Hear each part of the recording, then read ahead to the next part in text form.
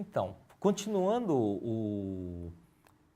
sobre a fórmula de Gordon-Shapiro, ele tem essa fórmula, ele tem assim muitas variantes, né, em várias versões, mas ele basicamente todos eles seguem o mesmo princípio, tá?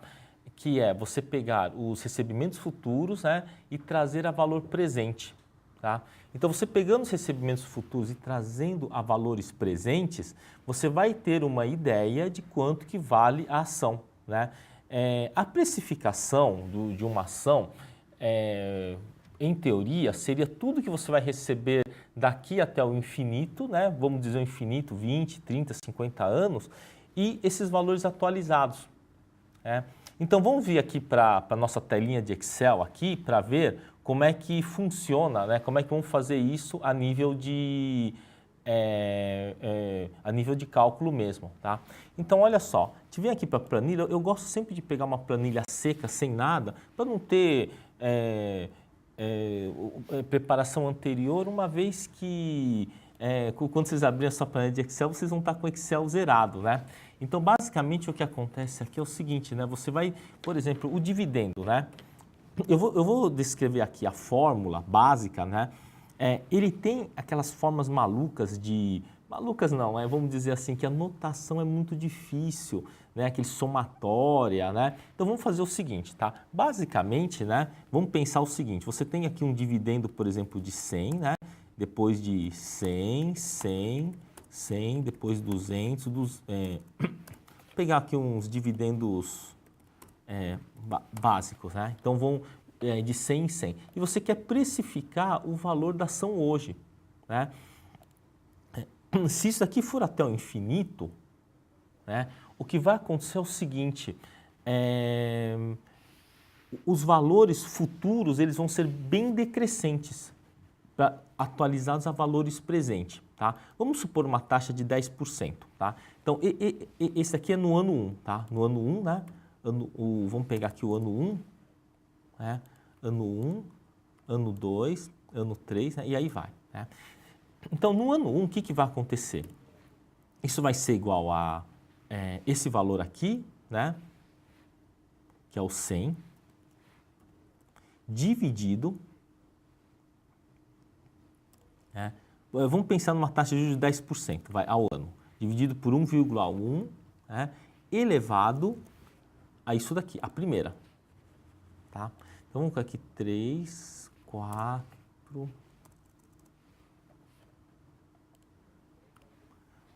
né?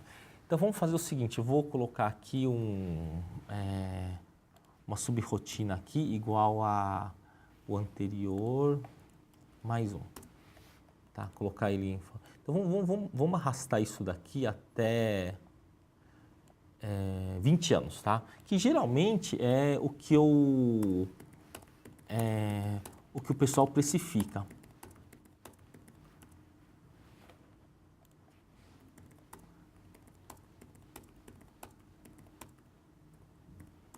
Bom, só que aqui no final, o que você faria? Você também vai vender a sua ação.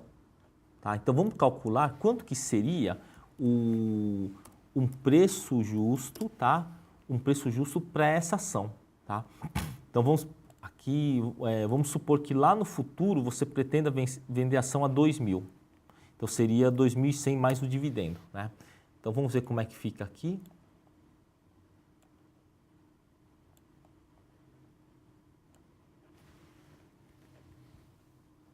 Ah, não, aqui não está certo. Então, vamos ver aqui, né? Isso aqui é igual, né? Aqui, deixa eu ver o que aconteceu. Ah, tá, desculpa. Aqui é elevado, né?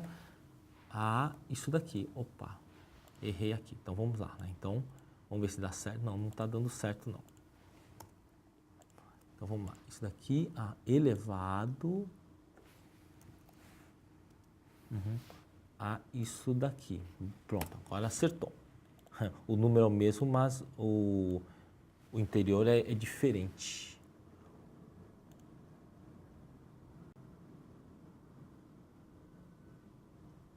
Ah, não, aqui a forma está incorreta, né? Isso daqui o elevado é só na parte de baixo.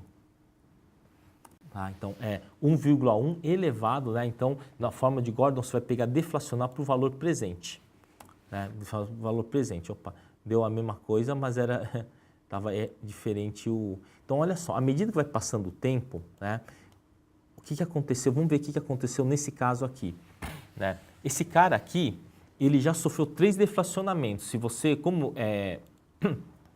ele é 100, né, que seria o dividendo, dividido por 1,1 elevado ao número de anos, né, a cada ano que passa você vai diminuindo. Acaba diminuindo, né, o seu recebimento. E olha só o que acontece, né? Quem que seria o preço aqui, então? O preço da ação seria o quê? Essa somatória toda. Tá? Essa autossoma. Não deu aqui? Isso aqui é igual a... pegar aqui autossoma aqui. Pegar a função autossoma. Né? Então vamos lá, né? Olha só, então o valor da ação seria 851, tá? A fórmula de Gordon, tá? Eu vou descrever aqui, né? Ele seria o quê? O preço seria dividendo dividido por 1 mais I, 1 mais a taxa, né? 1 mais a taxa, né? Esse é o primeiro, tá? Aí depois você teria que pegar e somar, né, o segundo dividendo, né? Eu vou colocar aqui na parte de cima mais o segundo dividendo dividido por 1 mais a taxa, tá certo? Elevado a segunda, tá? Elevado, né? A segunda, mais dividendo, né, o terceiro dividendo, né, vamos pensar aqui que é o dividendo 1, né, dividendo 1, dividendo 2, né, do segundo ano, dividendo do terceiro ano, dividido por 1 mais a taxa, né, elevado a terceira, e aí vai infinitamente, tá, até o infinito. Se a gente fizer algumas brincadeiras aqui, olha só o que acontece. À medida que isso daqui vai para o infinito, vai para 30, 40, 50 anos, você vai ver que o preço final da ação passa a ser pouco significativo. Tá? Porque o que vai acontecer aqui? O pessoal passa a ser pouco significativo. Aqui, infelizmente, tem um erro aqui na fórmula. Tá? Esse igual aqui, isso daqui seria esse valor aqui. Aqui, como era tudo 100, né? Aí acabou ficando o mesmo valor, né? Excel tem esses problemas de... Tem que tomar esse cuidado com o Excel, né? Porque às vezes ele dá o mesmo número que dentro do que você está olhando, né? É a mesma coisa, tá? Dentro do que você está olhando é o mesmo número, só que ele tem essas confusões que podem gerar. Então o que acontece? À medida que o tempo vai passando, o dividendo trazido a valor real, ele vai diminuindo. Ele vai diminuindo, né? A valor presente, claro, né? R$100 hoje e R$100 lá no futuro tem um peso menor. Mas observe o seguinte, quando o tempo começa a ficar muito longo, o dividendo é o que vai importar, o valor final da ação nem tanto. Às vezes nem tanto, porque olha só, nesse caso aqui, se eu colocasse em vez de 2.100, colocasse 4.100, ele não vai aumentar tanto o valor da precificação atual. O dividendo acaba pesando mais, principalmente nos primeiros anos. Agora, se o dividendo ele for crescente, por exemplo, né, aí sim que seria interessante. Se o dividendo for crescente, vamos supor que ele cresça 20 reais ao ano, por exemplo, né, o dividendo é igual a esse, né, mais 20, por exemplo. Né? O que vai acontecer? Você vê que aí sim, né, você tem um valor significativo, né? Aqui vai ficar 2.480, tá? Aí sim que você tem um approach grande de valor no seu no valor da precificação. Então o que a gente tem que olhar assim quando você vai fazer essa conta por dividendo? Se você for fazer a conta por dividendo, é mais importante o dividendo estar crescendo. Tá? Tem uma fórmula aqui, né, que é uma outra variante da fórmula, que é P é igual ao dividendo, tá, dividido por I menos G. Tá? Essa fórmula aqui, ela vem do seguinte, ela também é uma variação da forma de Gordon, mas isso seria um caso de um dividendo crescente. Então, suponha, por exemplo, uma empresa que paga R$200 de dividendo, né? Dividendo de R$200 anuais, né? A nossa taxa de juros, tá? É de 10%, por exemplo. A taxa de juros de 10%. Tá? E a empresa cresce 5% ao ano. G é igual a 5%. Então, vamos precificar essa ação, tá certo? Isso aqui é empresa, né? Uma empresa em crescimento, tá? Uma empresa em crescimento. Então, a fórmula passa a ser essa. Então, vamos calcular aqui. Então, vamos pegar aqui o valor da ação, né? O preço, né, seria o quê? Vamos lá. Né? Ele seria o dividendo, né? Então, vamos colocar aqui em dividendo, aqui é 10%, 0, né? Aqui, opa. Tá. Então, aqui 0,1, certo? Aqui 0,05. Então, quanto seria o preço da ação? O preço da ação seria o quê? O dividendo, né? Seria igual ao dividendo dividido por o I menos G. Valeria 4.000. Vamos fazer umas brincadeiras aqui, né? E se, por exemplo, a nossa inflação fosse 6%? O que iria acontecer na nossa taxa de juros? Olha só que interessante, né? Deixa eu colocar aqui só a taxa, né? E aqui o G. Olha só, então se você tem uma inflação, uma taxa de juros muito pequena, e a empresa está crescendo, ele ganha valor. Olha só que interessante, né? Então, o preço dessa ação, ela vale R$20.000. Né?